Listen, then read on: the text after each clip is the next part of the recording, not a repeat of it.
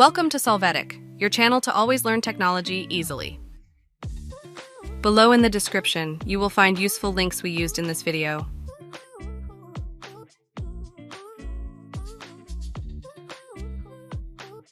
Today at Solvetic, we show you how to take a backup in Google Drive on Android. We start by opening Google Drive. Next, click on the top drop-down menu and then click on Backups. Next, click on Start Backup or Backup Settings. Now we will select the data if it appears that we want to backup, marking it with the check and clicking on Confirm.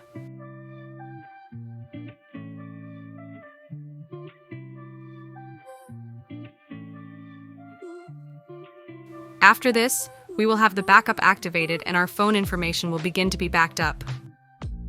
Hey, remember to subscribe Solvetic channel.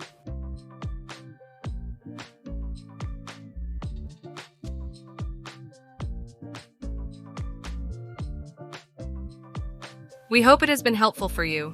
Here are links to watch more videos of your interest and subscribe to the Solvetic channel. Thank you.